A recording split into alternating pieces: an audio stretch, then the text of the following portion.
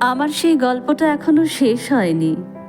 শোনো, পাহাড়টা আগেই বলেছি ভালোবেসেছিল মেঘকে, আর মেঘ কিভাবে শুকনো খটখটে পাহাড়টাকে বানিয়ে তুলেছিল ২৬ বছরের ছোকরা, সে তো আগেই শুনেছ।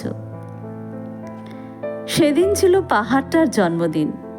পাহাড় মেঘকে বললে, আজ তুমি লাল শাড়ি পরে আসবে।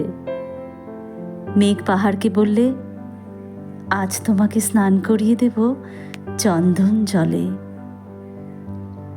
ভালোবাসলে নারীরা হয়ে যায় নরম নদী, আর পুরুষেরা জ্বলন্ত কাঠ। সেইভাবেই মেঘ ছিল পাহাড়ের আলিঙ্গনের আগুনে, আর পাহাড় ছিল মেঘের ঢেউ জলে। হঠাৎ আকাশ জুড়ে বেজে উঠল ঝড়ের জগঝম্প। ঝাঁকড়া চুল উড়িয়ে ছিনতাইয়ের ভঙ্গিতে ছুটে এলো এক ঝাঁক হাওয়া।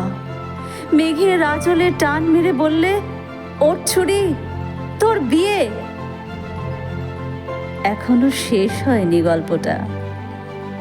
বজ্রের সঙ্গে মেয়ের বিয়েটা হয়ে গেল ঠিকই, কিন্তু পাহাড়কে সে কোনো দিনই ভুলতে পারল না। বিশ্বাস না হয় তো চিরে দেখতে পারো পাহাড়টার হাড় পাঁজর।